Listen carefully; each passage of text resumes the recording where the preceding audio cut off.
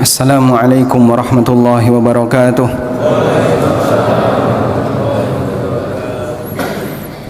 Alhamdulillahi rabbil alamin.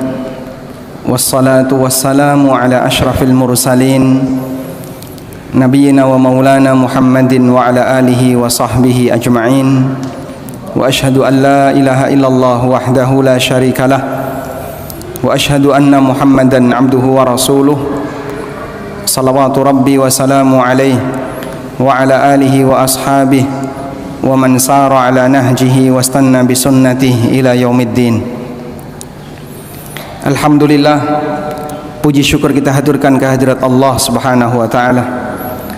Dialah zat yang memberikan limpahan hidayah bagi para hambanya, sehingga Allah taala membukakan hati kita untuk mau belajar. Semoga keinginan kita untuk menambah pengetahuan tentang agama, salah satu di antara indikasi bahwasanya Allah Subhanahu wa taala menghendaki kebaikan bagi kita. Sebagaimana sabda Nabi sallallahu alaihi wasallam, "May yuridillahu bi khairan yufaqihu fid din." Barang siapa yang Allah kehendaki untuk mendapatkan kebaikan, maka dia akan dipahamkan oleh Allah dalam masalah agama. Dan masjid yang ideal tidak hanya dimanfaatkan untuk kegiatan ibadah ritual, tapi juga dijadikan sebagai pusat kegiatan keagamaan kaum muslimin, termasuk diantaranya adalah kegiatan edukasi. Karena itu kalau tadi ketua takmir menyampaikan bahwa masjid ini punya banyak sekali program-program kegiatan kajian, walhamdulillah, semoga bisa dilestarikan dan mudah-mudahan bisa juga diselenggarakan di masjid-masjid yang lain. Salawat dan salam selalu tercurah untuk junjungan kita Nabi Agung Muhammad sallallahu alaihi wasallam atas perjuangan besar beliau dalam mendidik umat agar kita bisa memiliki akidah yang lurus dan bagaimana cara beribadah yang benar sesuai dengan bimbingan yang telah beliau berikan. Tidak lupa kita mengucapkan terima kasih banyak, jazakumullah khairan, kepada takmir Masjid Al-Badr yang telah memberikan kita kesempatan untuk belajar bareng.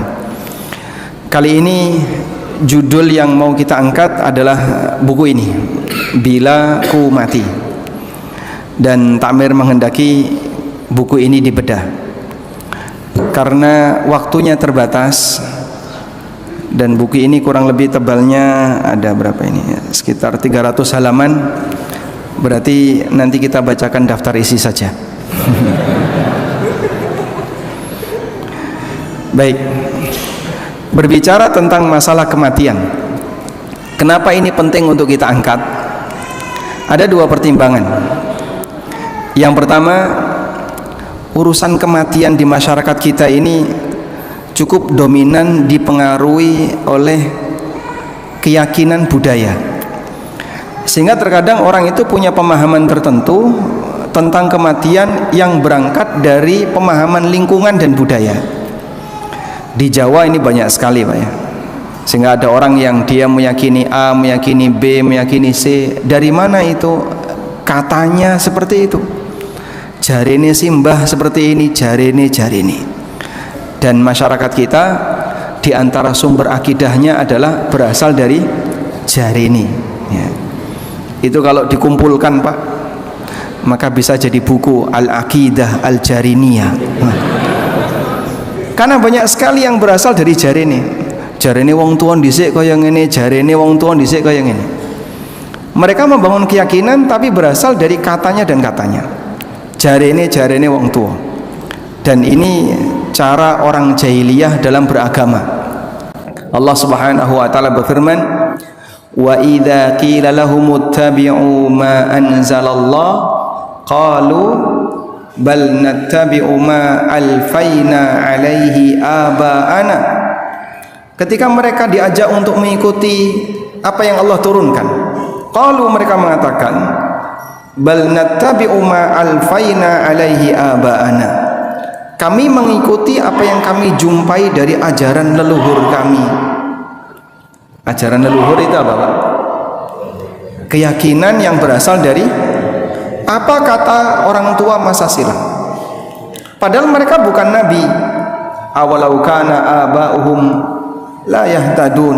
Bukankah bapak mereka, nenek moyang mereka itu adalah orang yang tidak mendapatkan petunjuk? La ya'lamuna syai'an wa la yahtadun. Mereka tidak punya ilmu dan tidak mendapatkan petunjuk. Tapi terkadang akidah Jarene ini bisa mengalahkan akidah Islam yang lurus.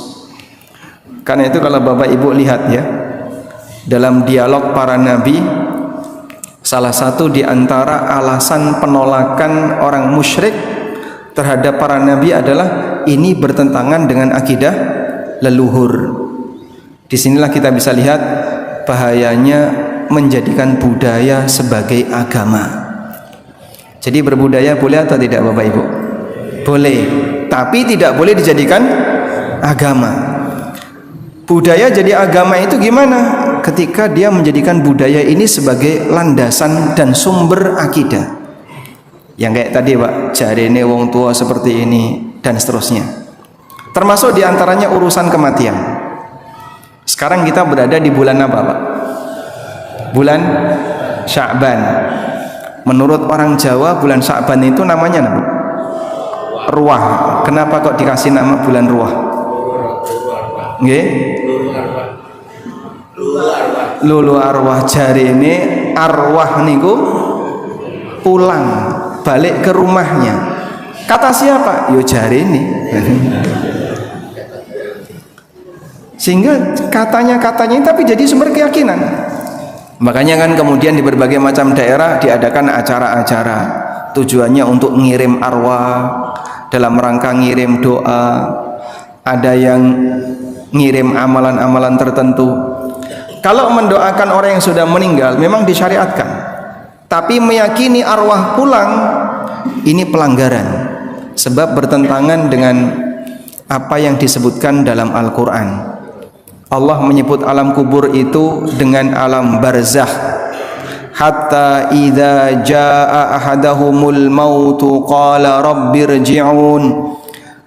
Ketika sudah datang kepada mereka kematian, mereka mengatakan rabbirji'un, ya Allah kembalikanlah aku, la'alli a'malu salihan fima taraktu, agar aku bisa beramal saleh yang dulu aku tinggalkan. Kalla, kata Allah, tidak mungkin. Innaha kalimatun huwa qailuha wa min waraihim barzakhun ila yaumi yub'atsun. Itu hanyalah kalimat yang mereka ucapkan saja, di belakang mereka ada barzakh sampai hari kiamat. Wong mati ra iso balik. Maka kalau ada keyakinan bahwa arwah orang meninggal balik pulang ke rumah, ini keyakinan yang bertentangan dengan Al-Quran. Maka akidah Jarene tidak bisa diterima.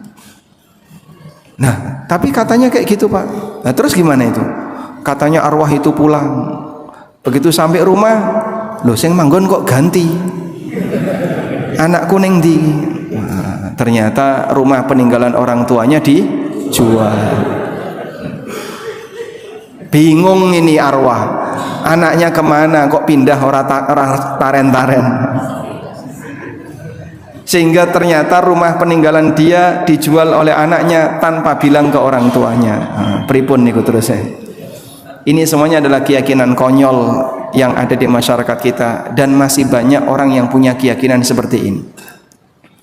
Ada juga yang berkeyakinan bahwa orang kalau sudah meninggal sekian puluh hari arwah itu menetap di rumahnya sampai dikasih aneka kegiatan-kegiatan. Nah, kemudian muncullah berbagai macam acara dan agenda peringatan kematian. Nah, dari semua latar belakang itu kami menulis buku ini setidaknya mengenalkan kepada masyarakat tentang bagaimana akidah yang benar berkaitan dengan masalah kematian. Alasan yang kedua, kenapa kita perlu menyinggung masalah kematian?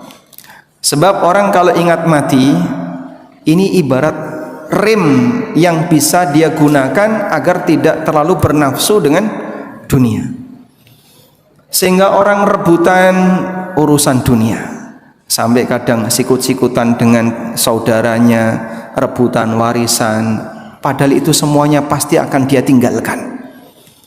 Dalam kondisi tertentu dia melupa kalau nanti semuanya akan dihisap oleh Allah. Maka terkadang dia mengambil apa yang bukan haknya. Karena itu kalau orang ingat mati, Dia tidak akan terlalu bernafsu untuk mendapatkan apa yang nanti pasti dia akan tinggalkan. Rasulullah sallallahu alaihi wasallam mengatakan, "Aktsiru dzikra hadimil ladzat." Aktsiru dzikra hadimil ladzat. Oh, apa nih? Ini belum nyambung, Masya Allah. Coba kita sambungkan, Pak, biar bisa terbaca.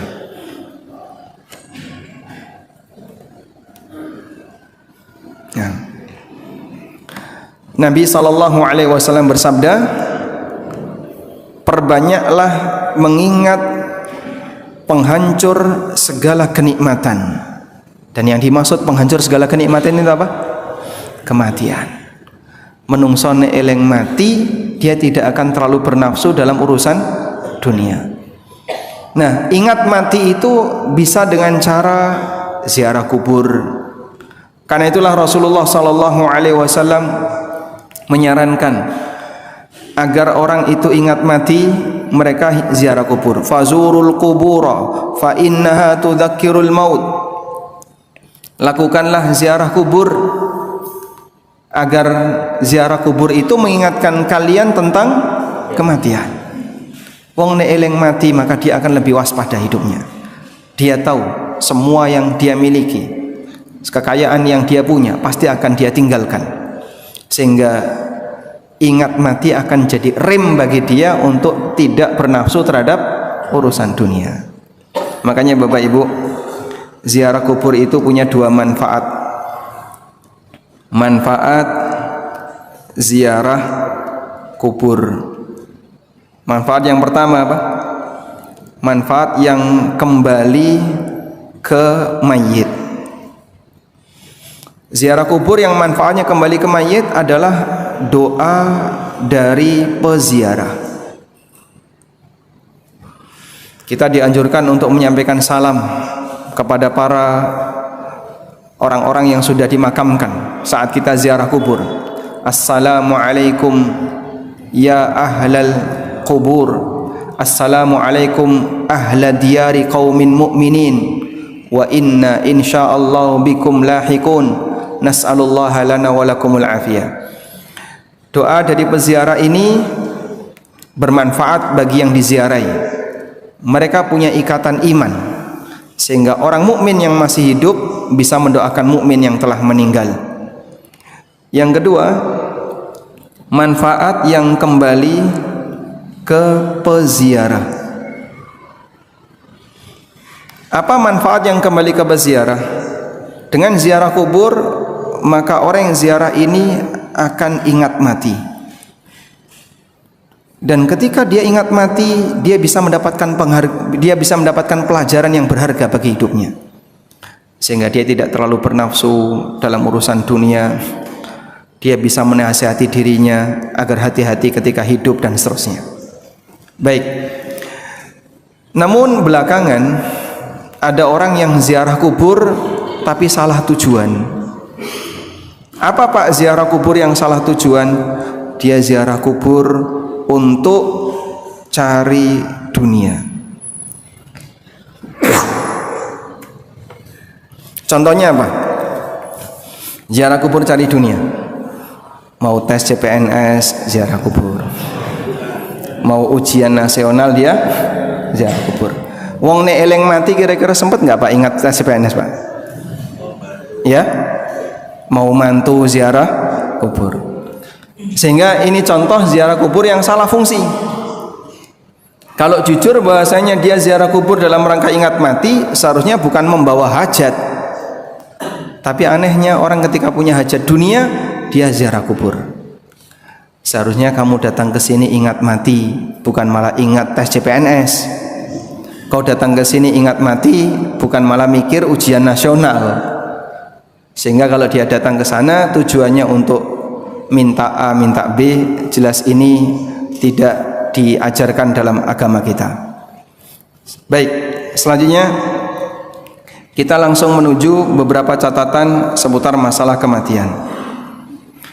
Di buku ini Bapak Ibu kami membahas yang pertama tentang memahami apa itu kematian. Ini berisi tentang catatan hakikat dari kematian. Kemudian yang kedua, kisah kematian para nabi. mulai dari wafatnya Nabi Muhammad SAW sampai keyakinan bahwa Nabi Khidir masih hidup. Lalu berikutnya kita bahas tentang peristiwa menjelang kematian. Ada apa ketika seseorang menjelang kematian? Lalu kita bahas tentang saat kematian tiba. Peristiwa besar apa yang terjadi saat kematian tiba? Siapa malaikat pencabut nyawa? Benar enggak namanya itu Israel? Karena yang ma'ruf di masyarakat namanya Israel. Lalu bagaimana malaikat bisa mencabut nyawa banyak manusia dalam sekali waktu? Lalu mengenai hadis perjalanan roh pasca kematian, termasuk diantaranya adalah calon mayit ini diberi kabar gembira sebelum wafat, sehingga orang mukmin yang baik ditunjukkan kepadanya kabar gembira dan kebaikan sebelum nyawanya dicabut. Lalu kita bahas tentang catatan mengenai roh. Apa hakikat dari roh? Kemudian kita menjelajahi alam barzah, melihat lebih dekat tentang alam kubur berdasarkan dalil-dalil yang ada. Lalu kita bicara tentang fikih takziah, berikutnya fikih tentang kuburan, dan yang terakhir masalah sedekah dan kirim pahala untuk mayit. Walhamdulillah. Baik, karena waktunya terbatas, silakan Anda pilih 2 saja. Yang mana, Pak? Yang mana? Yang terakhir. Yang terakhir penutup ya, Pak. Mana yang mau dipilih? Hah?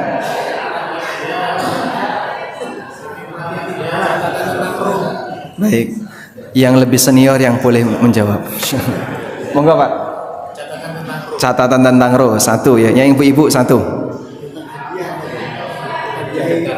Oke. Sedekah dan kirim pahala. Melunasi utang mayit tidak ada.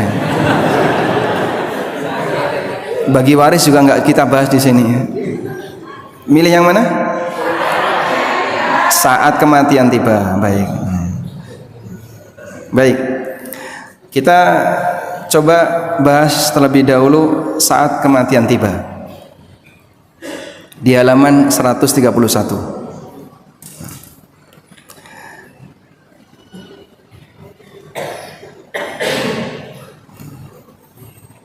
Nah.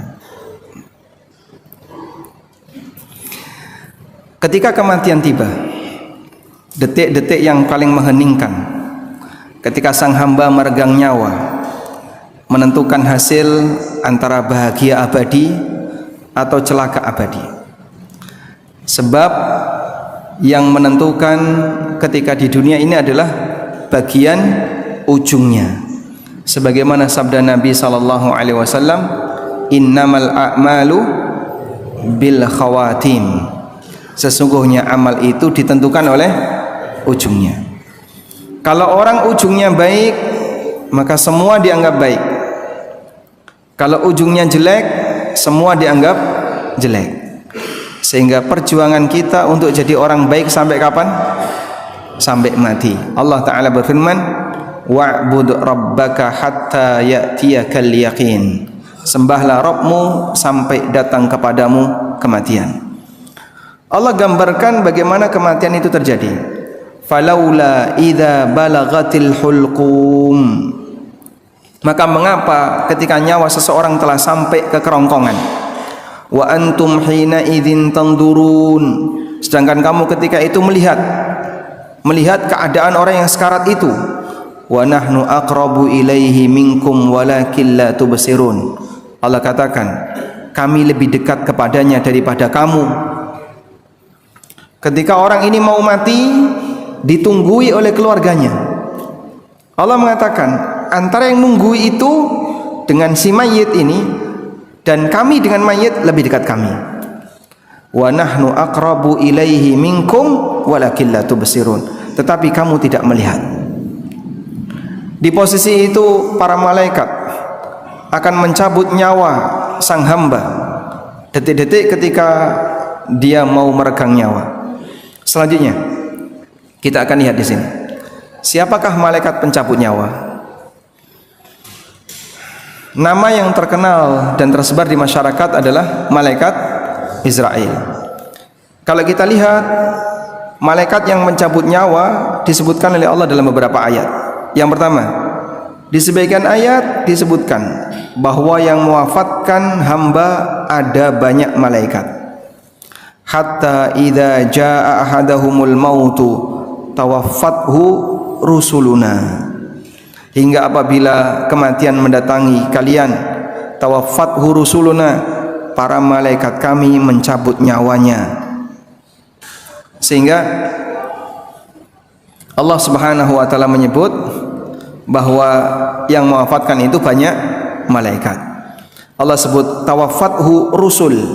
Rusul ini bentuk jamak dari kata rasulun. Satu utusan rasul, banyak utusan rasul. Hatta idza jaa ahadahumul mautu tawaffathu rusuluna.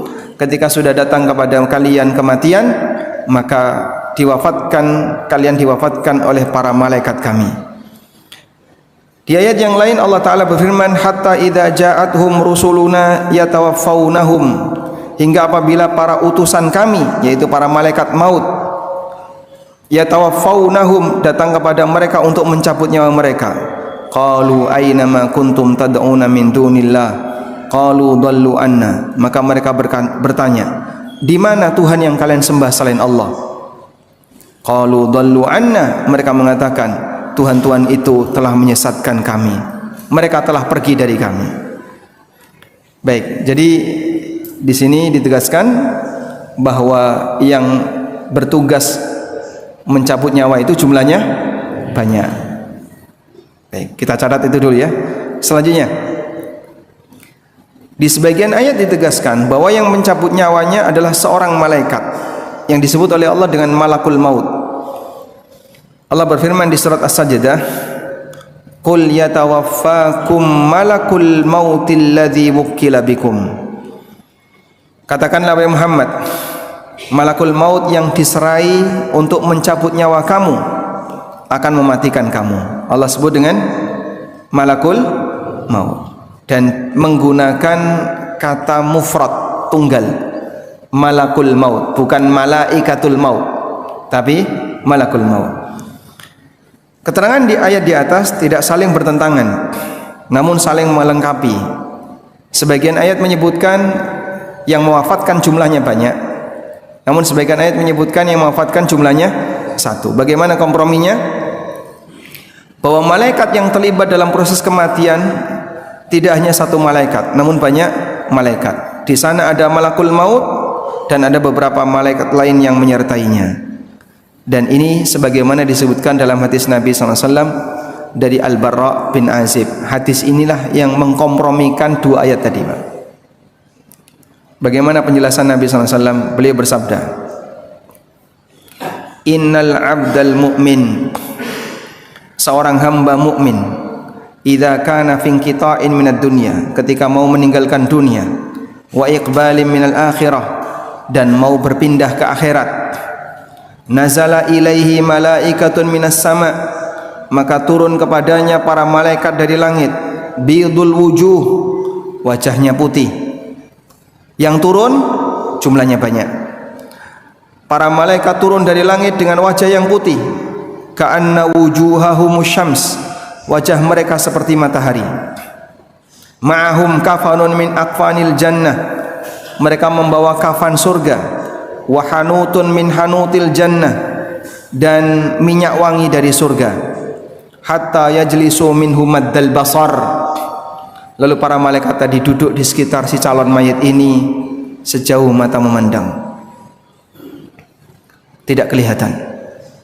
Yang tadi dikatakan dalam ayat, wa antum wa nahnu aqrabu ilaihi minkum walakin la tubsirun, kami lebih dekat dengan mayit ini daripada kalian, tapi kalian tidak melihatnya.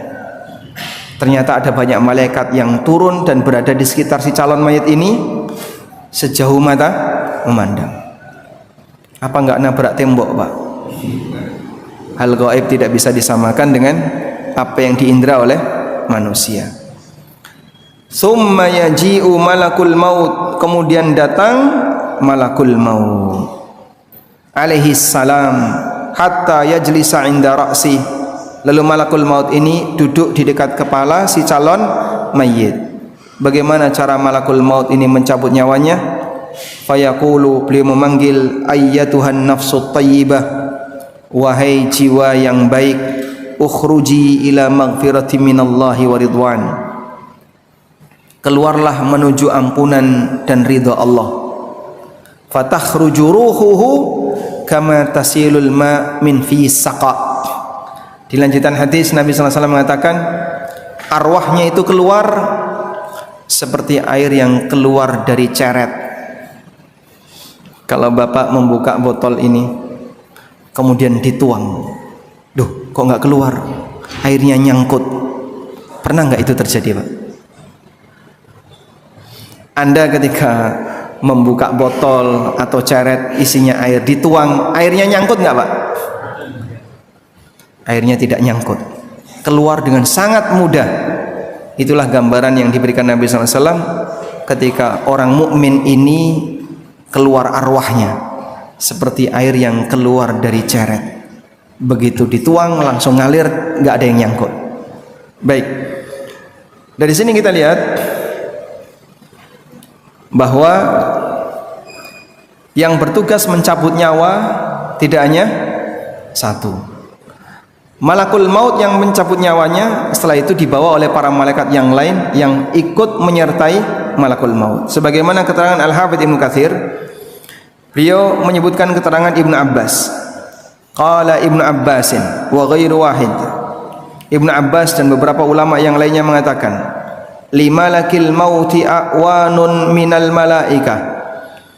Malakul maut itu punya beberapa malaikat temannya, yukhrijuna ruh minal jasad, yang mereka mengeluarkan ruh dari jasad. Fayaqbidahul malakul maut, lalu dipegang oleh malakul maut. Idzan tahat ilal hulqum, ketika arwah itu sudah mencapai kerongkongan, sehingga yang bertugas mencabut malakul maut lalu diambil oleh para malaikat yang lainnya. Baik, lalu siapa namanya? Dalam Al-Quran Allah menyebut malakul maut alladzi wukila bikum. Adakah nama Israel? Al-Hafidz Ibnu Katsir mengatakan, amma malakul maut falaysa bimusarrahin bismihi fil Quran. Mengenai nama malaikat pencabut nyawa atau malakul maut, falaysa bimusarrahin bismihi fil Quran, tidak ditegaskan namanya dalam Al-Quran. Ada malaikat yang namanya ditegaskan dalam Al-Quran, contohnya Jibril, contoh yang lain Mikail. Man kana aduwwan lillahi wa malaikatihi wa Jibril wa Mikala fa innallaha aduwwul lil kafirin. Ini ada di surat Al-Baqarah. Kalau malakul maut, kata Al-Hafidz Ibnu Katsir, namanya tidak ditegaskan dalam Al-Quran. Wala fil ahadits as-sihah, demikian pula dalam hadis-hadis yang sahih. Wa qad jaa tasmiyatuhu fi ba'dil athar bi Israil. Hanya saja penyebutannya, ada yang menyebutkan Israel terdapat dalam sebagian riwayat dan athar ulama. Wallahu a'lam. Maka nama Israel itu, kata Al-Hafidz Ibnu Katsir, tidak berasal dari dalil, tapi dari keterangan ulama. Nah, bahkan ada sebagian yang mengatakan Israel itu berasal dari berita Israiliyat. Dalam keterangan yang disampaikan oleh Syekh Albani, hadza huwa ismuhu fil Quran. Demikianlah julukan yang tepat yang disebutkan dalam Al-Quran. Adapun nama Israel sebagaimana yang tersebar di masyarakat, fala aslalahu, enggak ada dasarnya. Wa innama huwa minal Israiliyat, namun ini bersumber dari berita Israiliyat, riwayat dari Bani Israel.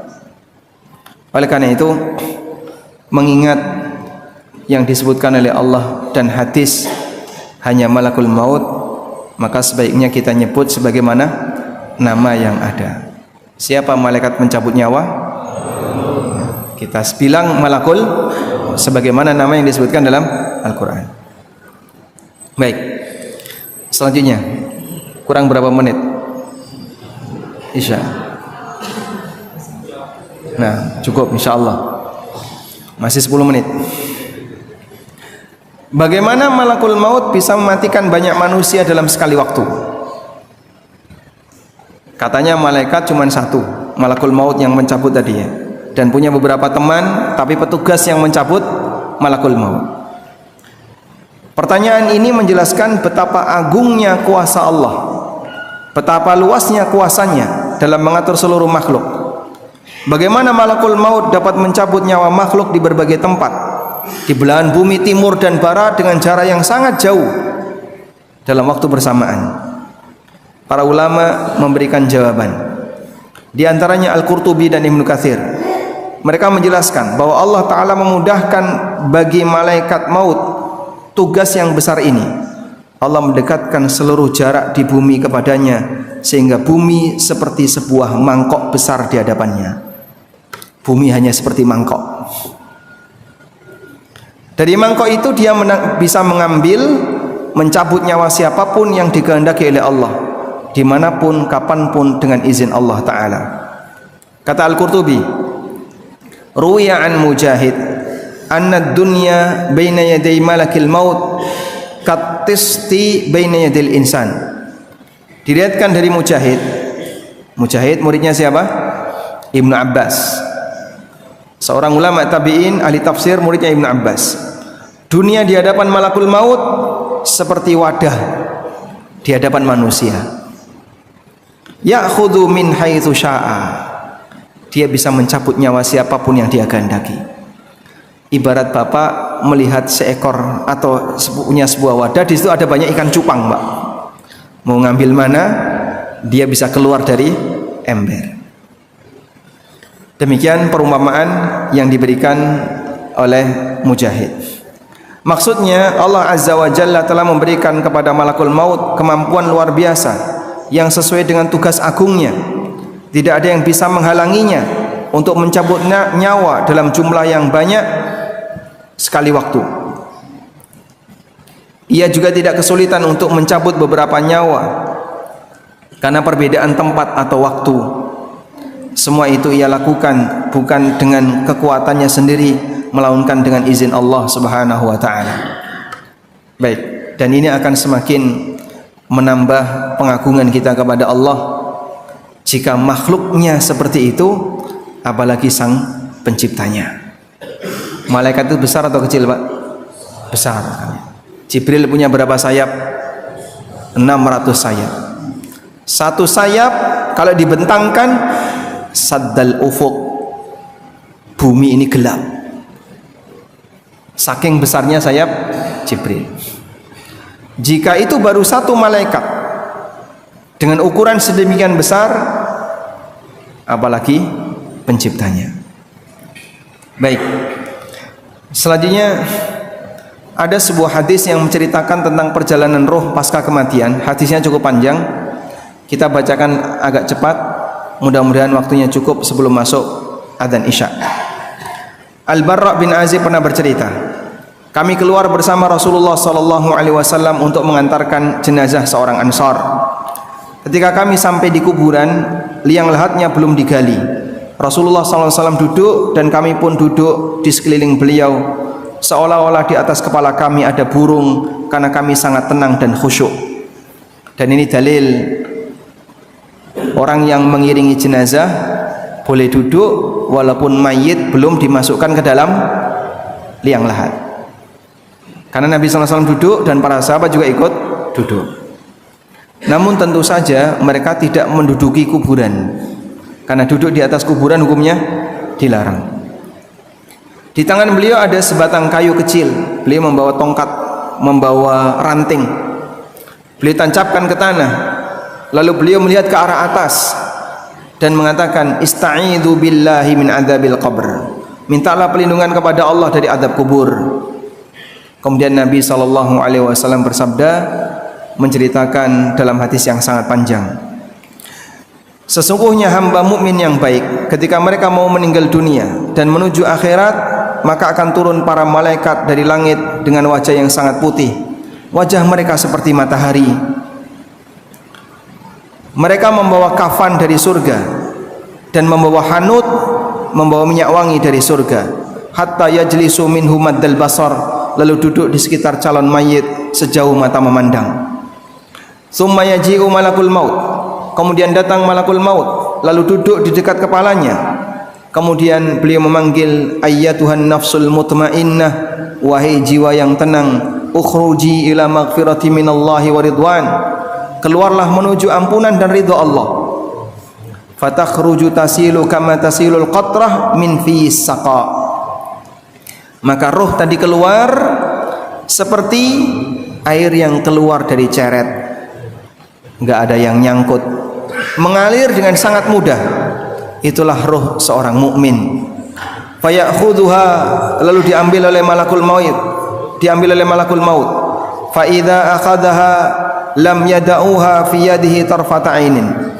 Begitu sudah diambil oleh malakul maut, tidak dibiarkan oleh para malaikat di sekitarnya walaupun sekejap, hatta ya'khudhuha, sampai kemudian mereka merebut arwah ini. Fayaj'aluha fi dzalikal kafan wa fi dzalikal hanut, lalu diberi kafan tadi dan diberi minyak wangi dari surga. Dan ini peristiwa gaib yang hanya bisa diceritakan melalui jalur kenabian.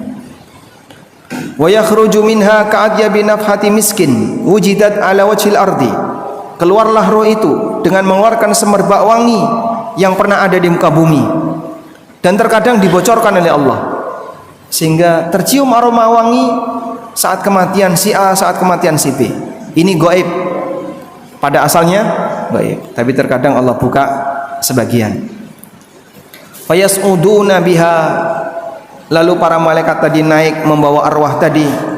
Fala yamurruna biha ala mala'in minal malaika, setiap kali ketemu para malaikat saat proses naik ke atas, ketemu dengan para malaikat, illa qalu, kecuali para malaikat itu bertanya, ma hadzal ruh at-thayyibah, siapa roh yang baik ini? Fayaqulun, maka dijawab, fulan bin fulan, dengan nama terbaik yang pernah mereka berikan ketika di dunia, sampai tibalah di langit dunia. Ketika sudah sampai tiba di langit dunia, mereka minta dibukakan, lalu dibukakan, kemudian diiringi untuk naik ke langit berikutnya dengan para malaikat yang ada di situ. Jadi masuk ke langit dunia, naik ke langit 2, diiringi oleh para malaikat penghuni langit dunia. Nembus langit 2 ke langit 3, diiringi oleh malaikat penghuni langit yang kedua, dan demikian seterusnya hatta yantahiya bi ila sama'is sabi'ah, sampai tiba di langit yang ke-7. Datang adzan Isya. Kita akan dengarkan dulu. Sudah kan? Belum. Kita selesaikan, tambahkan sekali lagi. Fayaqulullahu azza wa jal, lalu Allah Ta'ala berfirman, uktubu kitab abdi fi illiyin, catat amal hambaku di illiyin, wa uiduhu ilal ardi, dan kembalikanlah dia ke bumi, fa inni minha khalaqtuhum wa fiha uiduhum wa minha ukhrijuhum taratan ukhra, karena dari bumi aku ciptakan mereka dan ke bumi aku kembalikan mereka, dan dari bumi aku akan keluarkan mereka di waktu yang kedua. Kita dibangkitkan dari alam kubur dan jasad kita ada di kuburan kita masing-masing, dengan miliaran manusia yang tidak tahu jumlahnya kecuali Allah Subhanahu wa ta'ala. Fatu'adu ruhuhu, lalu roh tadi dikembalikan ke jasadnya, kemudian didatangi oleh 2 malaikat, fayujlisanihi, kemudian mayat ini didudukkan. Mayat ini didudukkan. Apa enggak sundul, Pak? Yang kau lihat itu kuburan, tapi ini bicara alam kubur. Kuburan dengan alam kubur sama atau beda? Beda. Sehingga peristiwa ini peristiwa kejadian di alam kubur, bukan di kuburan. Fayakulan, kemudian malakul maut, malaikat mungkar dan nakir ini bertanya kepada jasad tadi. Baik, selanjutnya akan kita baca setelah mendengarkan adzan Isya. Wassallallahu ala nabiyyina Muhammadin wa ala alihi wa sahbihi wasallam.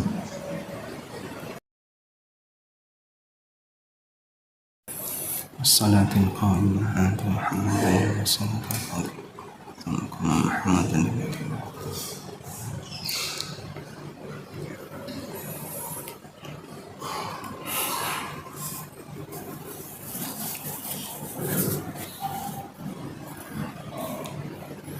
Alhamdulillah wassalatu wassalamu ala Rasulillah wa ala alihi wa sahbihi wa mawalah wa ashhadu an la ilaha illallah wahdahu la syarikalah wa ashhadu anna Muhammadan abduhu wa rasuluh.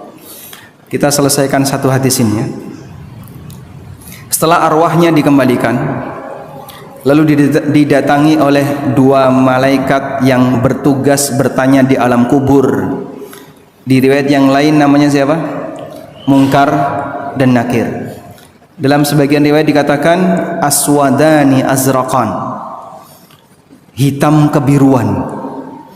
Kayak apa itu Pak? Wallahu a'lam.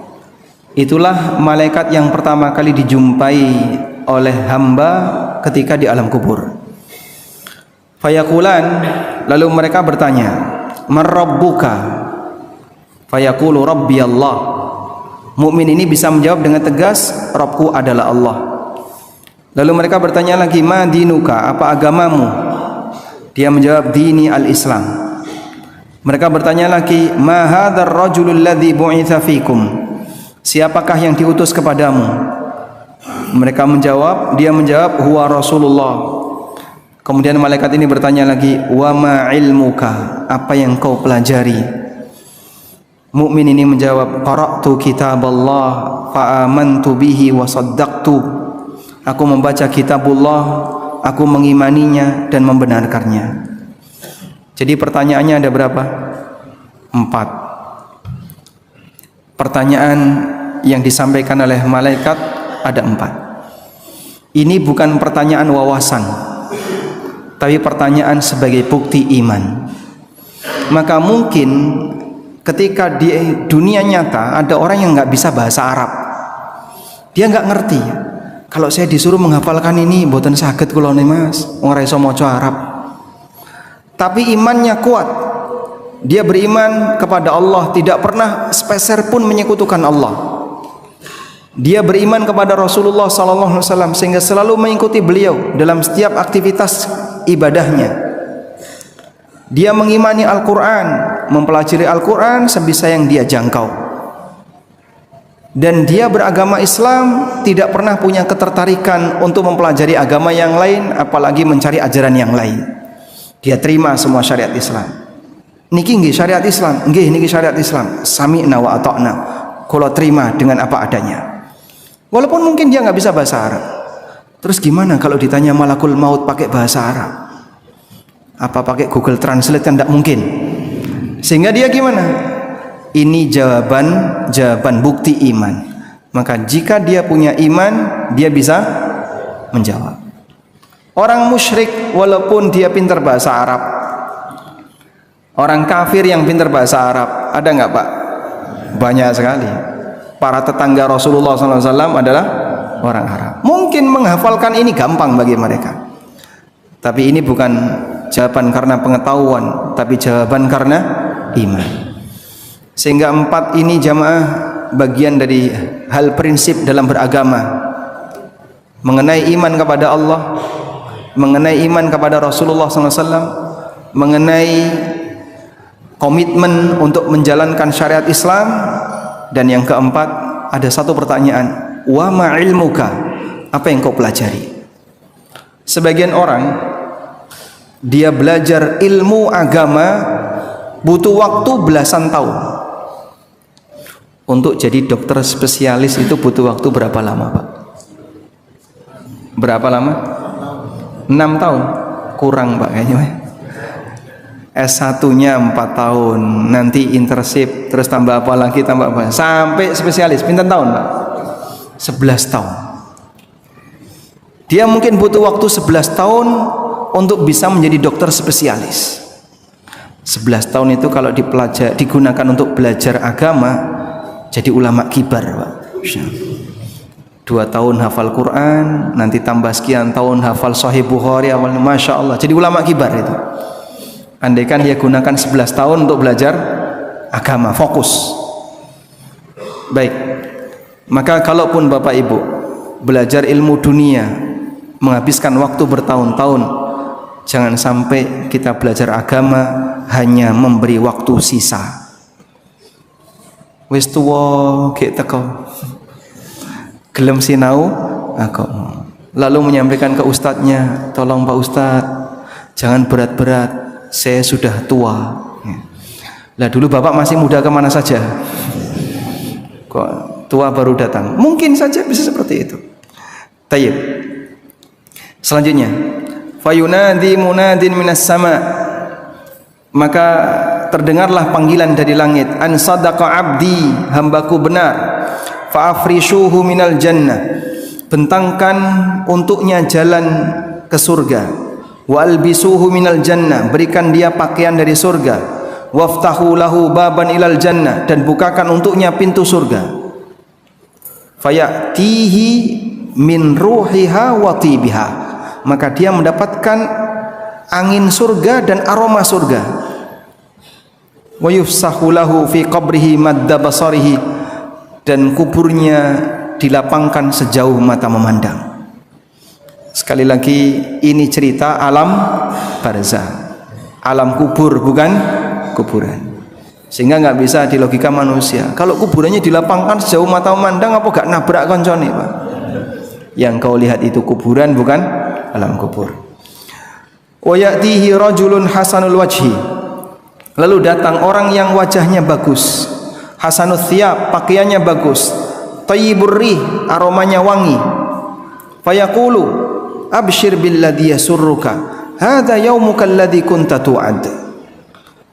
Orang ini datang sambil memberikan kabar gembira. Kabar gembira untukmu, ini adalah hari yang dulu dijanjikan kepadamu. Maka si mayit ini tanya, man anta? Kamu siapa? Fawajhukal wajhu yaji'u bil khair, wajahmu mendatangkan kebaikan. Orang yang cakep ini kemudian menjawab, ana amalukas saleh, aku adalah amal salehmu. Sehingga Anda ketika memperjuangkan amal saleh, hakikatnya sedang memperjuangkan teman terbaik saat kita ditinggal oleh semua teman kita di dunia. Maka berusahalah untuk menjaga amal itu sebaik mungkin. Ikhlasnya diperjuangkan, kesesuaian dengan petunjuk Nabi SAW diperjuangkan. Hindari yang namanya riya, sum'ah, dan semua penyakit yang bisa merusak amal. Semoga amal ini diabadikan, dan itulah yang bisa kita andalkan untuk jadi teman ketika kita berada di alam kubur. Fayaqulu, kemudian si mayit ini mengatakan, Rabbi aqimis sa'ah, ya Allah segerakan kiamat. Rabbi aqimis sa'ah, ya Allah segerakan kiamat, hatta arji'a ila ahli wa mali, hingga aku bisa ketemu dengan keluargaku dan hartaku. Orang mukmin, apa yang dia tinggalkan ketika di dunia digantikan oleh Allah dengan jauh lebih baik. Orang mukmin berpisah sementara dengan keluarganya dan nanti akan ketemu kembali dengan keluarganya. Maka pada saat ditampakkan kepadanya, surgamu seperti ini, dan nanti kau ketemu dengan keluargamu di situ, dia minta kepada Allah, segerakan kiamat agar aku bisa ketemu kembali dengan istri dan anakku. Makanya saat orang itu meninggal dunia, selama suami istri, bapak anak, ibu anak, mereka masih punya ikatan iman yang sama, ini hanya perpisahan sementara. Ini hanya perpisahan sementara.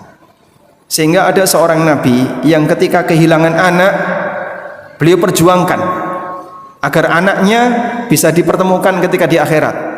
Siapa nabi yang dimaksud? Nabi Nuh alaihissalam. Coba kita lihat. Allah Subhanahu wa taala bercerita tentang bagaimana kejadian anak Nabi Nuh tenggelam. Wa hiya tajri bihim fi maujin kal jibal. Perahu Nabi Nuh itu berlabuh di banjir yang ombaknya seperti gunung. Allah gambarkan ombaknya seperti gunung. Fi maujin kal jibal, ombaknya seperti gunung. Kapal apa yang bisa bertahan menerjang ombak seperti gunung? Padahal kapalnya Nabi Nuh itu dzatu alwahin wa dusur, hanya tersusun dari alwah, lembaran-lembaran kayu, Pak. Nggak sekuat kapal Titanic, Pak, yang pakai lapisan baja. Hanya lembaran-lembaran kayu. Kalau bukan karena penjagaan Allah, hancur diterpa ombak segede gunung. Wa nada Nuhun ibnahu wa kana fi ma'zilin. Nuh memanggil anaknya yang anaknya sedang mengasingkan diri. Ya bunayyar kam ma'ana, wahai anakku ayo naik bersama kami. Wala takum ma'al kafirin, kau jangan bersama orang kafir. Qala, si anak ini mengatakan pakai logikanya, sa'awi ila jabalin ya'simuni minal ma', aku akan berlindung ke atas gunung agar tidak kena air. Qala, dijawab oleh Nabi Nuh dengan wahyu. Anaknya berkata dengan logika, Nuh menjawab dengan wahyu. La asimal yauma min amrillah illa man rahim. Tidak ada yang bisa melindungimu dari ketetapan Allah kecuali yang dirahmati oleh Allah. Apa hasilnya? Wahala bainahumal mauju fakana minal mughraqin. Datang ombak yang besar menghalangi keduanya, lalu anaknya tenggelam. Satu bicara pakai logika, aku akan naik ke gunung biar nggak kena air. Yang satu bicara pakai wahyu, Anda lihat hasilnya. Yang pakai logika tenggelam. Sampai kemudian perahu itu, kapal itu bersandar di sebuah tempat. Wastawat alal judi, dia bersandar di al-judi. Lalu Nabi Nuh berdoa, wa nada Nuhu rabbahu. Nuh memanggil Rabbnya. Faqala rabbi inna bani min ahli. Ya Allah, sesungguhnya anakku adalah keluargaku. Usaha Nabi Nuh untuk menyelamatkan anaknya. Aku kehilangan anakku di dunia. Dalam kondisi anaknya ditenggelamkan di hadapan bapaknya. Tapi aku berjuang agar anakku bisa kembali di akhirat, ketemu dengan bapaknya di akhirat. Sehingga kalaupun kehilangan di dunia, jangan sampai kehilangan di akhirat. Wa inna wa'dakal haq wa anta ahkamul hakimin. Janjimu benar dan Qaddat yang maha bijaksana. Tapi doa ini ditolak oleh Allah. Qala ya Nuhu innahu laysa min ahlik. Wahai Nuh, anakmu bukan keluargamu. Karena dia mati kafir. Maka kalau mati kafir, putus, selesai. Tidak akan pernah ketemu selamanya. Disinilah kesedihan Nabi Nuh alaihissalam semakin menjadi karena beliau kehilangan anaknya di dunia dan kehilangan anaknya di akhirat. Maka bersyukurlah Bapak Ibu kalau kita punya anggota keluarga yang semuanya mukmin yang baik. Kalaupun terjadi perpisahan di dunia, itu sifatnya apa? Sementara. Selanjutnya, wa innal abdal kafir, dan hamba yang kafir ketika meninggal dunia dan menuju akhirat akan turun para malaikat sudul wujuh, wajahnya hitam. Mereka membawa al-musuh, kain kafan yang kusam. Duduk di sekitar calon mayit sejauh mata memandang. Kemudian datanglah malakul maut sampai duduk di dekat kepalanya. Lalu dia memanggil, wahai jiwa yang busuk, ya ayyatuhan nafsul khabithah, wahai jiwa yang khabith, yang jelek, ukhruji ila sakhati minallahi wa ghadab, mari kita menuju murka Allah. Roh tadi ketakutan, fatafarraqu fi jasadihi, akhirnya mencengkram di seluruh jasadnya, enggak mau keluar. Fayantazi'uha, lalu dicabut paksa oleh malaikat, kama yuntaza'us safut minas sufil mablul, seperti pancing ditaruh di kain wol yang basah, ditarik, Pak. Kira-kira yang terjadi apa, Pak? Sobek. Mungkin ada bulu dari kain wol ini yang rusak. Itulah gambaran ketika arwah orang kafir ini dicabut dengan paksa, sehingga barangkali urat-uratnya banyak yang putus, saraf-sarafnya banyak yang putus.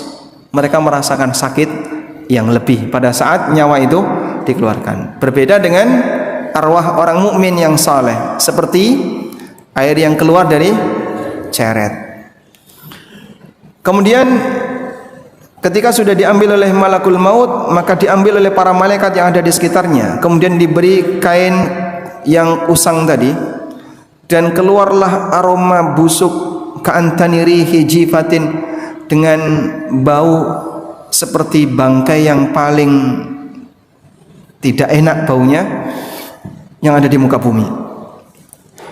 Kemudian dibawa naik. Setiap kali ketemu para malaikat, maka malaikat itu bertanya, "Ma hadzal ruh al-khabitha?" Siapakah ruh yang jelek ini? Lalu dijawab, "Fulan bin fulan." Namanya si A dan si B dengan nama yang paling jelek yang pernah dipakai di dunia. Sehingga terkadang orang kafir punya nama lain selain nama asli, dan nama julukan itu julukan yang jelek. Misalnya nyebut binatang dan seterusnya. Sampai tibalah di langit dunia, saat minta untuk dibukakan tidak dibukakan. Langit dunia tidak dibukakan. Orang kafir tidak boleh nembus langit. Nabi SAW kemudian membaca firman Allah, "La tufattahu lahum abwabus sama." Tidak akan dibukakan untuk mereka pintu langit, wala yadkhulunal jannah, dan mereka tidak akan masuk surga hatta yalijal jamalu fi sammil khiyat, sampai ada onta yang masuk ke lubang jarum. Bahasa kita, sampai ada gagak berwarna putih. Artinya mustahil. Fayaqulullahu azza wa jal, kemudian Allah Ta'ala berfirman, "Uktubu kitabahu fi sijjin." Taruh catatan amalnya di sijjin, fil ardi sufla, di lapisan bumi paling bawah. Fatutrahu ruhuhu torha, lalu arwahnya dilemparkan. Kemudian Nabi membaca firman Allah Ta'ala, "Wa may yusyrik billah faka'annama kharra minas sama." Orang yang berbuat syirik kepada Allah, nanti dia akan jatuh dari langit, dia disambar burung atau diterpa angin ke tempat yang sangat jauh. Demikianlah arwah orang yang buruk tadi. Kemudian dikembalikan ke jasadnya, lalu didatangi oleh dua malaikat Munkar dan Nakir dan bertanya dengan pertanyaan yang sama. Bapak Ibu lihat di sini ya. Kita akan lihat dialog malaikat Munkar dan Nakir dengan orang kafir ini. "Marrabbuka?" Apa jawabnya? "Ha la adri." Saya enggak tahu. Walaupun mungkin dia menyembah Tuhan A, menyembah Tuhan B, Dewa C, dan Tuhan-Tuhan yang lainnya, jawaban di alam akhirat hanya ada dua pilihan. Jawaban benar atau jawaban tidak tahu. Mereka tidak nyebut, "Siapa Tuhanmu?" "Aku dulu nyembah Dewa A, aku nyembah berhala B." Mereka tidak nyebut seperti itu. Mereka tidak nyebut, "Aku dulu menyembah Yesus." Tidak. Karena tidak boleh ada jawaban selain benar atau tidak tahu. Orang kafir ketika ditanya, "Siapa Tuhanmu?" mereka jawab, la adri. Aku enggak tahu. "Ma dinuk?" Apa agamamu? Mereka jawab, la adri. Aku enggak tahu. Padahal mereka punya agama, Pak, tapi nggak boleh nyebut agamanya. Sehingga jawabannya hanya ada dua. Pertama apa tadi? Benar atau tidak tahu. Mereka tidak jawab, "Aku Yahudi." Nggak diterima. Aku nggak tahu. "Siapa orang yang diutus kepadamu?" Dia jawab yang sama. Aku nggak tahu. Fayunadi munadi minas sama. Lalu terdengar panggilan dari langit, "Ang kadzaba," hambaku dusta. Bentangkan untuknya ke neraka dan bukakan pintu neraka untuknya. Maka dia pun mendapatkan panasnya neraka dan pletikan api neraka. Wa yudayyaqu alaihi qabrahu hatta takhtalifa fihi adla'uhu. Kuburannya disempitkan oleh Allah sampai tulang-tulang rusuknya berserakan. Sehingga mungkin tulang rusuk kanan ke arah kiri, kiri ke kanan, enggak karuan. Bisa disempitkan samping kanan kiri, bisa disempitkan ujung atas bawah. Sehingga tulang betis pindah ke atas, tulang tengkorak pindah ke bawah. Hatta takhtalifa fihi adla'uhu. Sampai tulang-tulangnya itu enggak karuan. Lalu datanglah orang yang wajahnya buruk, pakaiannya buruk, baunya bau yang tidak sedap, dan dia mengatakan, "Ana amaluka sayyi'." Aku adalah amal burukmu. Fayaqulu rabbi la taqumis sa'ah. Kemudian dia berdoa, "Ya Allah, jangan tegakkan kiamat." Karena dia tahu hukuman nanti di akhirat lebih berat dibandingkan hukuman ketika di dunia. Bagian akhir dari cerita ini thumma yuqayyadu lahu a'ma asammu abkam. Allah ciptakan makhluk yang buta, tuli, bisu, membawa mirzabah, membawa pentungan. Lau duriba biha jabalun kana turaba. Andaikan pentungan ini dipukulkan ke gunung, gunung itu jadi tanah. Fayadribuhu durbatan fayasiru turaba. Si mayat tadi langsung dipukul pakai pentungan tadi, langsung jadi tanah, hancur. Tsumma yu'iduhullah, dikembalikan lagi oleh Allah kama kana, sebagaimana kondisi sebelumnya. Dipukul lagi, dia teriak dengan teriakan yang bisa didengar oleh semua makhluk kecuali jin dan manusia. Demikianlah mahalnya iman. Pertahankan sampai mati. Semoga kita mendapatkan kondisi yang indah di alam akhirat kelak. Walhamdulillah, waktunya habis. Yang satu belum disentuh, silahkan nanti jamaah baca sendiri. Bagi yang sudah punya buku ini, nanti bisa baca isi selengkapnya. Demikian, semoga apa yang kita bahas ini bermanfaat. Selanjutnya kita kembalikan ke takmir. Tafadhol. Terima kasih Ustaz. Menarik sekali. Tentu ada beberapa hal yang barangkali jamaah perlu dipertanyakan. Tapi karena waktu juga terbatas, mungkin 2 atau 3 misalnya untuk banyak sudah. Ini yang aku sedang tanya kepada saya. Ibadah latihannya belum dilaksanakan, tapi yang ada banyak. Masya Allah. Yang mau nanya, silakan. Yang depan aja saya.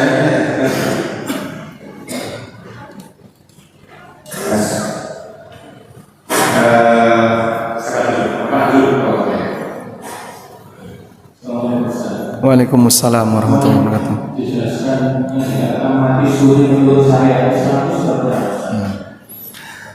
Apa yang dimaksud dengan mati suri menurut syariat Islam? Baik, di buku ini ada penjelasan juga tentang mati suri. Sekarang kita coba buka tentang mati suri. Sebelumnya Bapak kami kasih dulu pengantar tentang ini. Wafat itu ada 2. Allah Subhanahu wa taala berfirman tentang kejadian wafat itu 2 kali. Coba kita bukakan di sini.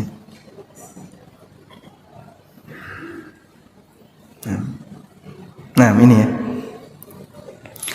Macam-macam kematian. Allah berfirman, Allahu yatawaffal anfusa hina mautiha. Allah yang mewafatkan jiwa ketika mati. Wallati lam tamut fi manamiha, dan jiwa yang belum waktunya mati ketika dia tidur. Fayumsikul lati qada 'alaihal maut. Lalu Allah tahan jiwa yang sudah Allah tetapkan mati. Wa yursilul ukhra, dan Allah lepaskan jiwa yang lain sampai batas waktu tertentu. Nah, kata Al-Hafidz Ibnu Katsir, wafat itu ada 2. Ada wafat sughra, wafat kecil. Wafat kecil itu adalah kematian sesaat yang terjadi ketika manusia tidur. Nah, sehingga kalau tidurnya lama seperti Ashabul Kahfi atau orang yang mati suri. Mati suri itu biasanya berapa lama? Dibandingkan Ashabul Kahfi, lebih lama mana? Mati suri mungkin 2-3 jam. Sehingga orang kaget, kok nggak ada nafas? Atau mungkin detak jantungnya sangat lambat, pelan. Dikiranya sudah mati. Padahal aslinya seperti orang tidur, dia itu pingsan. Allah Subhanahu wa taala wafatkan dia sesaat. Bahkan ada yang sudah sampai ditutupi jarik, sebentar lagi mau dimandikan, tiba-tiba dia bangun. Itu seperti orang tidur, pingsan, kemudian arwahnya dikembalikan, lalu dia bangun. Itu yang disebut dengan wafat sughra. Sebab kematian itu tidak mungkin terjadi 2 kali pasca kita hidup di dunia. Lalu ada wafat kubra, wafat besar. Itulah kematian terakhir. Kematian ketika seseorang sudah meninggal dunia untuk selamanya. Nah, mati suri belum mengalami wafat kubra, dia hanya mengalami wafat sughra. Nanti di pembahasan buku ini ada penjelasan tentang mati suri. Di sini Pak ya. Mana? Apa itu mati suri? Halaman 127 dengan penjelasan kurang lebih seperti yang tadi kita sampaikan. Baik. Baik. Ada yang tertulis? Baik. Yang tertulis itu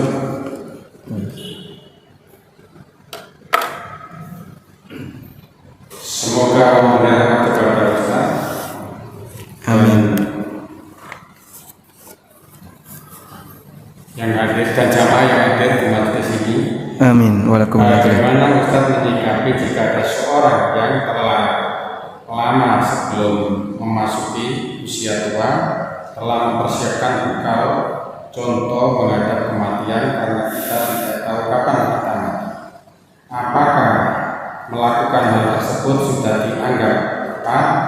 Yang terpenting cukup bekal untuk menghadapi kematian. Tulisannya agak susah. Baik, Masya Allah. Alhamdulillah. Mungkin pernah bercita-cita jadi dokter ya. Baik. Sekarang dokter tulisannya bagus kayaknya. Baik. Apa bekal persiapan untuk menghadapi kematian? Tentu saja nggak cukup dengan kain kafan atau kapur barus atau gali kuburan. Bukan itu. Tapi yang lebih penting adalah bagaimana kita bisa mendapatkan amal soleh pasca kematian. Sehingga bekal pasca kematian yang paling penting pertama, banyak bertobat kepada Allah. Kenapa Pak? Karena kita mau menghadap Allah, maka sucikan lahir batinmu dengan cara banyak taubat. Allah turunkan surat An-Nasr. Surat An-Nasr bunyinya gimana Mas? Idza jaa nasrullahi wal fath. Bagian akhir dari surat An-Nasr, fasabbih bihamdi rabbika wastaghfir. Ada perintah menyucikan nama Allah, memuji Allah dan mohon ampun kepadanya, innahu kana tawwaba. Dan surat An-Nasr ini ketika turun, kata Ibnu Abbas, hadza ajalu Rasulillahi sallallahu alaihi wasallam. Ini surat yang menandakan dekatnya ajal Nabi sallallahu alaihi wasallam. Sehingga surat ini turun di bagian akhir untuk menandakan dekatnya ajal Rasulullah sallallahu alaihi wasallam. Dan di situ ada perintah banyak bertobat. Maka Nabi sallallahu alaihi wasallam setelah turun surat An-Nasr, ketika rukuk dan sujud beliau membaca subhanakallahumma rabbana wa bihamdika Allahumma ghfirli. Doa ketika rukuk dan sujud. Banyak bertobat. Yang kedua, selesaikan semua hak orang lain yang belum beres. Mungkin pernah terjadi gesekan dengan saudara, dengan teman, dengan siapapun. Selesaikan. Karena gesekan dunia akan jadi sumber masalah di akhirat. Orang ketika tegang dengan orang lain, ada hak yang belum selesai di dunia, maka nanti akan dilanjut di mana Pak? Di akhirat. Jangan sampai kita jadi orang yang bangkrut. Amal kita sudah upayakan, kita rajin sholat puasa, pahalanya dibawa di akhirat, tapi ternyata wa qad dzalama hadza wa syatama hadza wa safaqa dama hadza wa akhadha mala hadza. Dia pernah mendolimi si A, mengambil hartanya si B, mencaci maki si D, mencemarkan nama baik si E. Fa akhadha hadza min hasanatihi wa hadza min hasanatihi. Semua berebut amal soleh yang pernah kita kerjakan. Fa in faniyat, kalau amal soleh itu habis, walam yuqda ma'alaih, tapi dosanya belum hilang, ukhidat min sayyiatihim thumma turihat ilai thumma turiha ilan nar. Diambillah dosa-dosa orang yang pernah kita zalimi, dilemparkan ke kita, lalu kita dilemparkan ke neraka. Maka orang ini disebut sebagai siapa? Muflis, orang yang bangkrut. Karena itu Imam Syafi'i ngasih pesan, bi'sazad ilal ma'ad al-udwan alal ibad. Sejelek-jelek bekal menuju akhirat adalah bermusuhan dengan anggota masyarakat. Jangan suka bermusuhan dengan yang lainnya. Bekal yang ketiga adalah pertahankan iman sebisa mungkin. Orang kalau sakit terkadang sabarnya turun, lalu ke dukun. Dan itu di akhir hayatnya. Waliyadzubillah. Iki bapak digoreng dia ning rumah sakit kene wis ngentai duit, wis goreng dukun ae. Akhirnya dia dibawa ke dukun. Di detik-detik kematiannya. Bahaya ya, bahaya besar.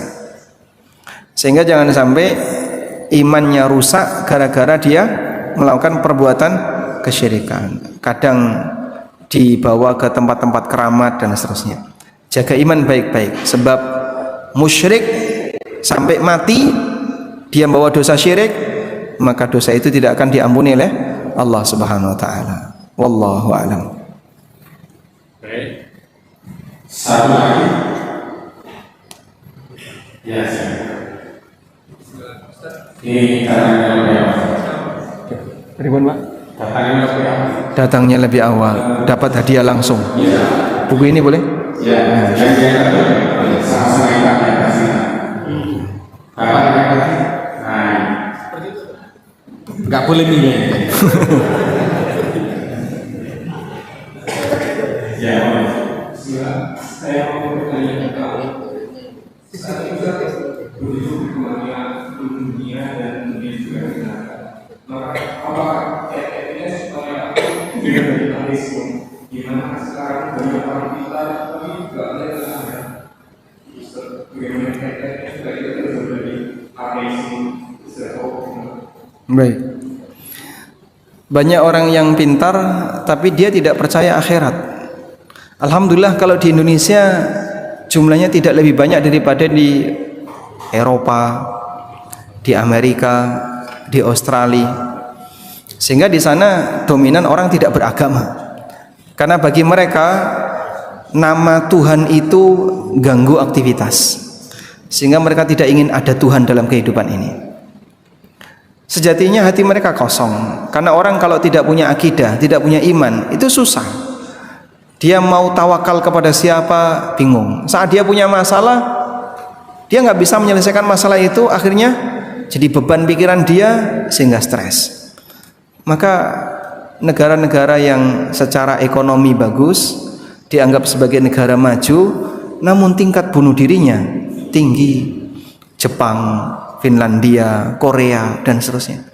Karena dia ketika stres bingung, nggak punya Tuhan ya. Mau mengadu ke siapa?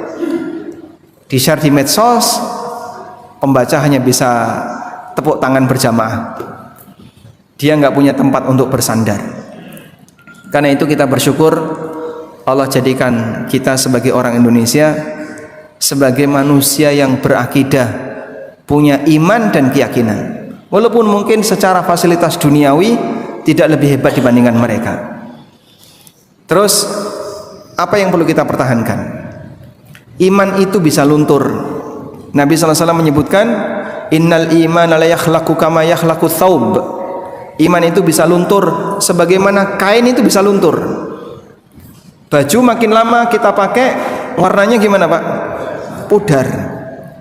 Sehingga yang dulunya biru sekarang jadi agak putih. Yang dulunya warna A berubah pudar. Iman juga seperti itu. Lalu kita butuh untuk mempertahankan iman ini stabil. Di mana kita bisa mendapatkan kestabilan iman? Di majelis ilmu yang di situ Al-Quran dan hadis dibacakan. Karena ketika seseorang dia belajar, akan ada pengaruh. Satu, tambah yakin. Sekarang aku jadi semakin yakin Pak Ustadz. Nah itulah iman yang bertambah. Yang kedua, tambah pemahaman. Sekarang saya jadi ngerti, ternyata selama ini saya salah. Yang ketiga, dia tambah dekat dengan Allah. Pengagungan Allah tambah makin besar. Sehingga kadang di majelis ilmu dia bisa nangis. Di majelis ilmu dia bisa merenungkan dosa dan kesalahannya. Itulah iman. Sehingga dari pengaruh inilah iman itu bertambah. Maka kalau bapak atau ibu belajar kok kemudian memberikan efek O kayak gitu, nah itulah iman bertambah. Oh gitu ya, nah itu namanya apa? Pemahaman dia bertambah, imannya bertambah. Karena itu Mu'adz bin Jabal radhiyallahu anhu ketika mengajak orang untuk ngaji, maka beliau ngundang dengan mengatakan, "Haya nu'minu sa'atan." Mari kita ngecas iman sesaat. Mari ngecas iman sesaat. Sebab di majelis ilmu itu tempat orang untuk ngecas iman. Karena itu tolong Bapak Ibu ya, terutama Bapak-bapak, jangan remehkan Jumatan.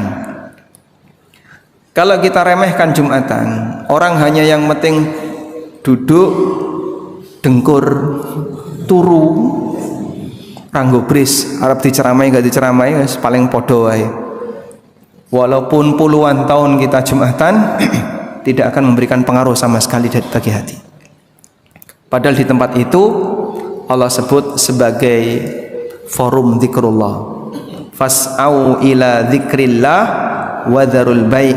Bersegeralah menuju zikrullah dan tinggalkan jual beli. Allah sebut Jumatan dengan kegiatan zikrullah. Sehingga diopeni ketika dapat ilmu. Open inilah yang akan menambah iman. Wallahu a'lam. Ini sudah jam 8.10. Pasti jam 8. Hadiah satu menisan. Manut kula nderek jamaah. Diangkat Ibu Sendrik Fatah. Nah, satu ini ya. Minta Bapak Iksan. Ibu yang ibunya cukup satu saja. Nanti Bapak Iksan hadiahnya Pak dulu. Hadiahnya yang mirip pertanyaan bisa. Yang pertanyaannya dibacakan tadi. Ini tulisannya kita dibaca.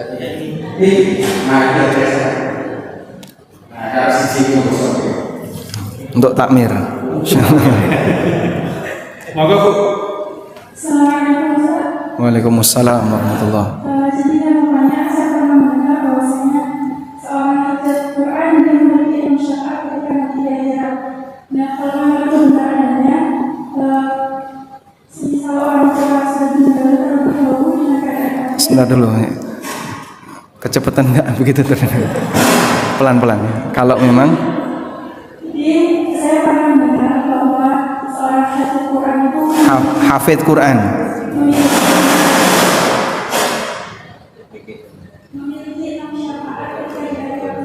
memiliki 6 syafaat.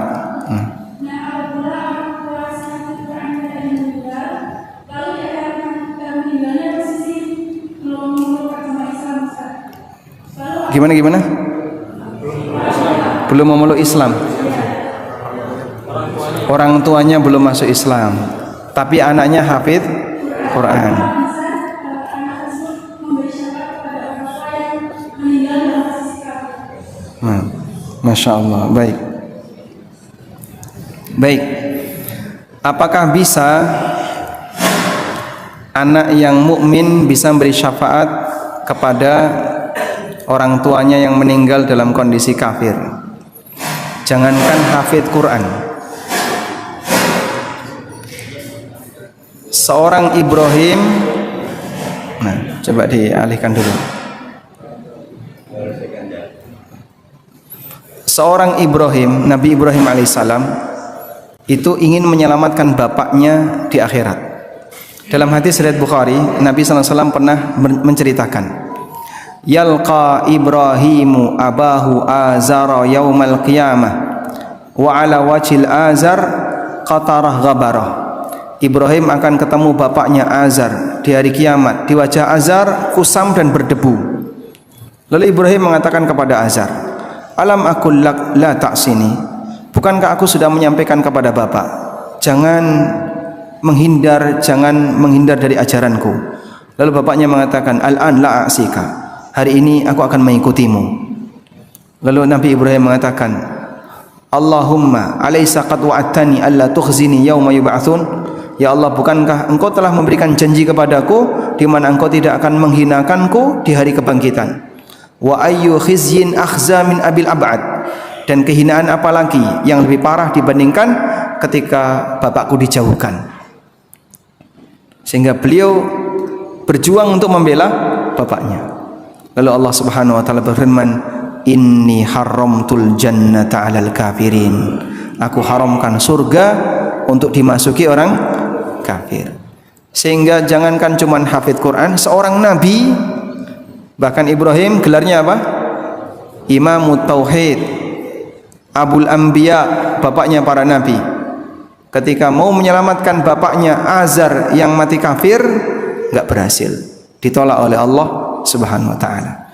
Oleh karena itu, sesoleh apapun manusia, tapi ternyata orang tuanya mati kafir, maka ini anak tidak bisa menyelamatkan bapaknya. Dan juga sebaliknya, sesoleh apapun bapak, ketika anaknya mati kafir, seperti Nabi Nuh mau menyelamatkan anaknya, ditolak oleh Allah Subhanahu wa taala. Innahu laisa min ahlik, innahu amalun ghairu saleh. Itu bukan anakmu, bukan keluargamu. Itu amal yang tidak saleh. Jadi di sini kita mendapatkan pelajaran betapa indahnya ikatan iman. Sehingga berbahagialah ketika seorang mukmin punya anggota keluarga yang juga beriman. Orang tuanya mukmin, anak-anaknya mukmin, saudara-saudaranya mukmin. Ini sebuah anugerah yang luar biasa. Wallahu a'lam. Pun cekap? Ya, alhamdulillah. Sekarang jam 8 kurang 7 menit. Berarti masih satu boleh. Masih satu tidak. Jari-jari orang pakai tangan dari tapi bisa kau. Pas masuk ya satu yang mata kita. Ya, ini mata terus sekali dulu. Buku waris karena dia. Assalamualaikum warahmatullahi wabarakatuh. Waalaikumsalam warahmatullahi wabarakatuh. Seperti kita tahu bahwa Rasul Muhammad Sallallahu alaihi pada wasallam. saat beliau dia menjadi nabi, itu kan ibunya atau bapaknya sudah meninggal. Nah, kira-kira bapak dan ibu nabi itu kira-kira meninggalnya itu Husnul Khotimah atau Husnul Khotimah? Nah, baik. Ini permasalahan yang sering jadi perbincangan besar di masyarakat kita yang ada di negara ini, dan sebenarnya perbincangan ini sudah berlalu sejak masa silam. Namun ada beberapa pengantar yang perlu kita pahami.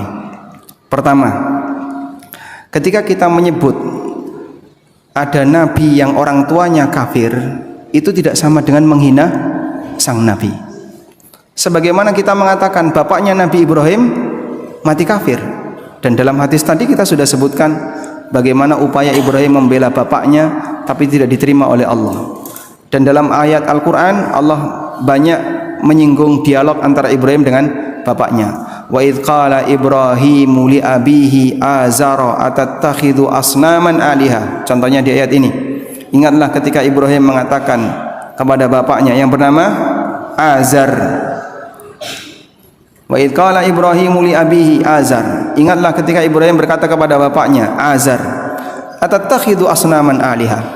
Apakah kau akan menjadikan berhala sebagai Tuhan? Inni araka wa qaumaka fi dhalalin mubin. Aku lihat kamu dan kaummu berada dalam kesesatan yang nyata. Pak, itu bukan bapaknya Ibrahim. Ya, terus siapa itu? Itu pamannya. Takwilnya terlalu jauh. Karena dalam dialog yang lain Ibrahim berkali-kali mengatakan kepada orang ini dengan ya abati, wahai bapakku. Di surat Maryam Ibrahim mengatakan wa idz qala li abihi ya abati. Ibrahim berkata kepada bapaknya, ya abati, wahai bapakku sayang. Sehebat apa ikatan Ibrahim dengan pamannya sampai dipanggil ya abati, ya abati. Tidak mungkin dipanggil ya abati ini kecuali bapak kandung. Sehingga pembelaan besar Ibrahim kepada bapaknya ini ya bapak kandung. Meskipun ada yang bilang nama bapaknya Ibrahim itu Taroh.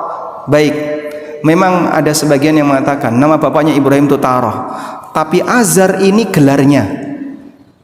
Sehingga seperti Fir'aun. Fir'aun itu apa? Gelar. Nama aslinya siapa? ada yang bilang A, ada yang bilang B, ada yang banyak versi. Tapi orangnya yaitu yang dimaksud Fir'aun yang melawan Musa, orangnya yaitu. Sehingga Azar maupun Taroh orangnya sama. Mau disebut Azar, mau disebut Taroh. Karena ada yang bilang nama aslinya Taroh, sedangkan Azar ini gelarnya. Ada yang bilang nama aslinya Azar, Taroh itu gelarnya. Tapi orangnya sama. Mau disebut Azar maupun Taroh. Kesimpulannya bahwa mengatakan ada seorang nabi yang bapaknya kafir itu tidak termasuk menghina nabi. Demikian pula ada nabi yang anaknya kafir seperti anaknya Nabi Nuh. Itu tidak sama dengan menghina nabi. Sehingga begini, lebih jadi beban mana seorang muslim?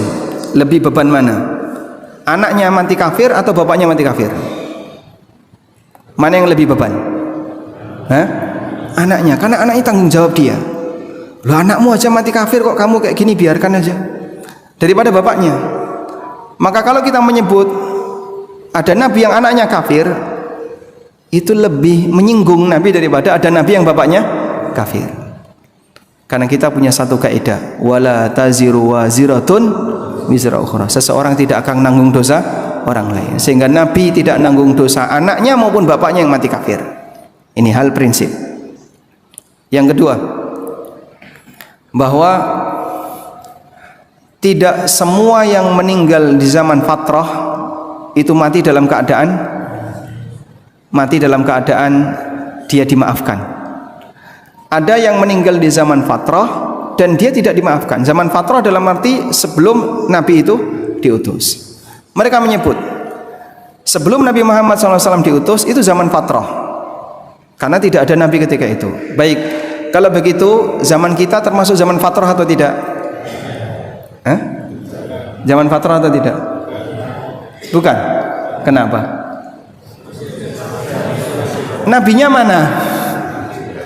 Beliau wafat 14 abad silam. Apakah sekarang zaman fatrah? Apakah sekarang zaman fatrah? Sehingga misalnya ada orang kafir di zaman ini, Pak, yang nyembah berhala, yang nyembah patung, yang nyembah A, nyembah B. Oh, mereka semuanya mati dalam keadaan fitrah karena mereka berada di zaman fatrah. Begitu? Lebih lama mana jarak Isa dengan diutusnya Nabi Muhammad SAW dengan jarak beliau sampai zaman kita? Kita 14 abad. Antara Nabi Muhammad SAW dengan Isa hanya 6 abad. Jadi kita 2 kali lipatnya lebih. Artinya jika sekarang pengaruh Islam yang dibawa Nabi Muhammad SAW masih demikian kelihatan, sehingga orang kafir di zaman ini nggak bisa beralasan, aku nggak ngerti Islam. Islam tonggomu kok nggak ngerti. Kau dengar setiap hari. Bisa nggak dia mengatakan aku nggak ngerti Islam? Padahal Islam itu tetangga dia dengar setiap hari ada azan, dia tahu bahwasanya Nabi yang terakhir telah datang, tapi mereka ingkari. Maka kalau beralasan zaman fatrah itu adalah zaman ketika tidak ada Nabi, kita juga ada di zaman fatrah kalau begitu. Sehingga kalau demikian, siapapun yang mati dalam keadaan tidak memeluk Islam tidak boleh kita sebut kafir, karena mereka mati fitrah di zaman fatrah. Nanti jadinya yang mati kafir itu hanya yang mati di zaman Nabi Muhammad SAW masih hidup, hanya di rentang waktu 23 tahun. Maka dari sini kita bisa menyimpulkan dengan jarak kurang lebih hanya 6 abad, pengaruh ajaran Nabi Isa itu dominan, masih cukup kuat. Demikian pula keberadaan Taurat dan Injil yang tersebar di mana-mana. Maka Waraqah bin Naufal yang menjadi tempat bertanyanya Nabi SAW setelah beliau dapat wahyu pertama kali, diantarkan Rasulullah SAW ke Waraqah. Apa jawab Waraqah? Dzakan namus alladzi unzila ala Musa. Yang kamu temui itu adalah an-namus. An-namus itu siapa? Jibril. Dalam bahasa Ibrani, an-namus, Jibril itu disebut namus, yang dulu pernah datang kepada Musa. Sehingga Waraqah tahu tentang kebenaran isi dari Taurat dan Injil. Dan Waraqah itu di zaman Khadijah atau di zaman Nabi SAW sudah diutus. Berarti sebelum itu pengaruh itu ada. Ya, maka sebenarnya tidak terlalu jauh kalau orang mengatakan semua yang meninggal sebelum Nabi SAW diutus itu hidup di zaman fatrah. Ini mungkin terlalu jauh. Karena kenyataannya kita yang lebih jauh saja zamannya masih bisa merasakan Islam dengan sangat terang. Jadi kesimpulannya gimana tentang orang tua Nabi SAW? Memang kita akui di situ ada dua pendapat. Tapi jumhur ulama mengatakan kedua orang tua Nabi SAW mati kafir. Dan hanya sebagian ulama, terutama dalam hal ini adalah pendapatnya As-Suyuti. Sebelum itu para ulama Syafi'iyah seperti An-Nawawi menegaskan orang tua Nabi SAW mati kafir. Makanya ketika Nabi SAW minta izin untuk mendoakan agar ibunya diampuni, tidak diizinkan oleh Allah. Baik. Dan relevansinya apa Pak? Seperti ini kita bahas. Sebenarnya memang kita tidak ada ketertarikan untuk bahas itu. Namun kalau sampai ada kesan siapa yang mengatakan orang tuanya Nabi SAW mati kafir, dia munafik. Karena saya pernah membaca tulisan seperti itu. Ada salah satu di antara orang di sekitar kita yang mengatakan orang tuanya Nabi SAW mati kafir itu munafik. Ini lucu, Pak. Karena sama dengan memunafikkan semua ulama masa silam. Kalau mau kita datangkan ada banyak sekali perkataan para ulama yang mengatakan kedua orang tua Nabi SAW mati kafir. Di antara yang menonjol adalah Imam An-Nawawi dalam syarah Sahih Muslim. Karena tentang ziarah makam ibunya Nabi SAW itu ada di Sahih Muslim. Wallahu alam. Baik. Begitu Pak. Mungkin demikian yang bisa kita sampaikan. Sekarang tepat jam 8:05. Wa sallallahu ala nabiyyina Muhammadin wa ala alihi wa sahbihi wa sallam. Wa akhiru da'wana alhamdulillahi rabbil alamin. Wassalamu alaikum warahmatullahi wabarakatuh.